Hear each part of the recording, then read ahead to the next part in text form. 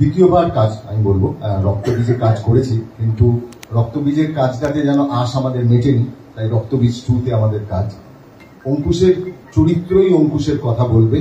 অঙ্কুশ নিজেকে কতটা ভেঙেছেন, নিজেকে কতটা তৈরি করেছেন, এবং ওর সম্বন্ধে একটাই কথা আমি শুধু বলবো, আমরা নন্দিতাদি এবং পরিচালক হিসেবে আমার মনে হয় যে আমাদের সব থেকে যেটা বড় পাওনা অঙ্কুশের কাছ থেকে, সেটা হচ্ছে এত ডেডিকেটেড অভিনেতা আমি খুব খুব কম দেখেছি। মানে ভীষণ ভীষণ ডেডিকেটেড, যা মানে যে কোনো পরিচালকের কাছে আমার মনে হয় একতাল মাটি দরকার লাগে, তাকে আপনি নিজের মতো করে গড়ে নিতে পারেন। অঙ্কুশ নিজেকে সেই জিনিসটা করতে পেরেছে এই সিনেমায়, অন্তত আমরা খুব খুশি ওর সাথে কাজ করে। Thank you Ankush. Thank you শিবুদা। এবং আমার এখনো মনে আছে শিবুদার সাথে আমার প্রথম দেখা, আমি একটা রিয়ালিটি শোতে জাজ হিসেবে গেছিলাম, তখন সবে আমার কেল্লা ফতে সিনেমাটা, প্রথম সিনেমাটা রিলিজ হয়েছিল এবং শিবুদা সেখানে অ্যাঙ্কারিং করছিল। সেখানে শিবুদার সাথে আমার প্রথম দেখা। তারপর জবে থেকে শিবুদার ছবি রিলিজ হয়েছে, শিবুদার ডিরেকশনে এসছে এবং বিভিন্ন ছবি উপহার দিয়েছে, আমি তবে থেকে যতবার শিবুদার সাথে দেখা হয়েছে আমি বলেছি, শিবুদা আমার একটা স্বপ্ন আছে তোমার সাথে কাজ করার, যবেই হবে তুমি বললো আমি তোমার সাথে কাজ করতে চাই। যতবার দেখা হয়েছে শিবুদা হয়তো মনে থাকবে, প্রত্যেকবার যখনই দেখা হয়েছে প্রথম কথাই হচ্ছে আমি শিবুদার সাথে কাজ করতে চাই। এবং থ্যাংক ইউ সো মাচ। তো শিবুদা, নন্দিতা দি, থ্যাংক ইউ দিদি। প্রচুর প্রচুর সম্মান, ভালোবাসা, আদর এই ছবিটা থেকে আমি পেয়েছি। আর অদ্ভুত একটা ডেস্টিনি বলবো এই ছবিটা পার্ট হওয়াটা, তার কারণ প্রথমে শিবুদা আমাকে জাস্ট একটা ক্যামিওর জন্য ফোন করেছিল রক্তবীজ পার্ট 1-এ, যেটা গান আছে, তো নাচ আমার খুব ভালো লাগে, তুই খুব ভালো নাচিস, আমার একটা ক্যামিও আছে তুই করবি, এটা খুব ইন্টারেস্টিং গান। তখন শিবুদাকে বলেছিলাম, যখন গানটা ডিসক্রাইব করে তখন আমি বলছিলাম এটাতে না আমি অঙ্কুশ নাচছে ওটা দেখতে পাচ্ছি না, একটা চরিত্র নাচছে দেখতে পাচ্ছি, গোবিন্দ। তো আমি এরকম কোনোদিন করিনি, আমার খুব ভালো লাগে, আমি করবো শিবুদা, আমি তোমার জন্য করবো। তো কিন্তু আমি তখন একটা অদ্ভুত আবদার করেছিলাম, জানি না ওই জন্যই ডেস্টিনি বলছি, মাথায় একটা অদ্ভুত পোকা নড়েছিল। আমি শিবুদাকে বলেছিলাম, শিবুদা আচ্ছা এইটা হয় না যে সাপোজ ওই গোবিন্দ ছেলেটি নাচার পর এমন একটা ক্লু ছেড়ে দিয়ে গেল সেই মেলার মধ্যে, যে পঙ্কজ সিনহা সেই ক্লুটা পেয়ে পরের ভিলেনকে হয়তো খুঁজে পাবে বা পরের ক্লুতে গেল, অদ্ভুত আবদার। এবং ফোনটা ঠিক আছে দেখছি বলে ফোনটা রাখলো। পরের ফোনটাতেই আমি গালাগাল ফালাগাল আশা করছিলাম যে ফোন করে বলবে, কিন্তু ফোন করে অদ্ভুত একটা কথা বললো যে তুই বললি, আমি ওটাকে কিছুক্ষণ ভাবলাম, আমার মাথায় একটা ছোট আইডিয়া এসছে, বলি আমাকে রক্তবীজ পার্ট 1-এ ক্লাইম্যাক্সটা শোনালো। আমি সঙ্গে সঙ্গে শুনে বললাম, শিবুদা এটা তো প্রপারলি একটা তুমি অংশ করে দিচ্ছ, এটা ফ্র্যাঞ্চাইজি। তো বলছে হ্যাঁ এটা আমার প্ল্যানিং আছে, this will be the end of Raktabeej 1, বাকিটা ছেড়ে দেয় আমার উপর। So thank you so much শিবুদা। তো সেখান থেকে রক্তবীজের জার্নি শুরু, আর আমাকে এই ফ্যামিলির একটা অংশ করার জন্য থ্যাংক ইউ জিনাদি, শিবুদা, নন্দিতা দি, থ্যাংক ইউ সো মাচ। আপনাদের সকলকে অনুরোধ করবো যে প্লিজ আপনারা সকলেই হলে গিয়ে রক্তবীজ 2 দেখুন।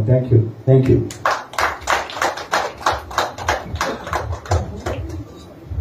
অনেকেই বলে হয়ে উঠুক স্টার, গল্পই হয়ে উঠুক সুপারস্টার, গল্পই হয়ে উঠুক মেগাস্টার, গল্পই হয়ে উঠুক সবকিছু, বিষয়বস্তুই হয়ে উঠুক তাই। তো সেইটাই যখন হয়ে যায় তখন সেখানে রক্তবীজ সেটার সবচেয়ে বড় একটা নিদর্শন। এবং সেই গল্পের যে মূল যে দুই কাণ্ডারি, তাদের দুজনকে একটু আলাপ করিয়ে দিই। তাদের মধ্যে প্রথমেই আমি ডেকে নেব মিমি চক্রবর্তীকে। সংযুক্তা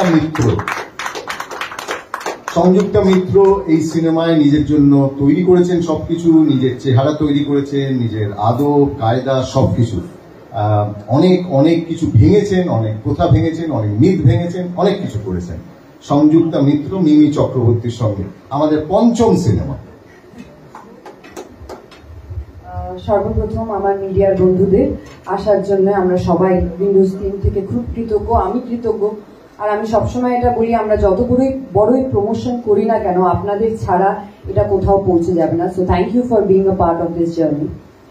আর নন্দিতা দি, জিনিয়া দি, শিবুদা, অরিত্র, আমরা বারবার এই নামগুলো বলছি কারণ তারা কাণ্ডারি উইন্ডোজের, মানে তাদের ছাড়া স্ক্রিপ্ট লেখা, কাস্টিং হয় না। কিন্তু যারা ক্যামেরার পেছনে থাকে, উইন্ডোজের এডি টিম, পিআর টিম, তাদেরকেও আমি ধন্যবাদ জানাই যে এই বারবার আর্টিস্টকে আনতে যাওয়া, কোন শটটা নিতে হবে, কন্টিনিউটি দেখে রাখা, এই গরমের মধ্যে কে কার জুতোয় কতটা ধুলো ছিল, কার চুল কতটা উস্কো খুস্কো ছিল, এটাও ওদের লিখে রাখতে হয়।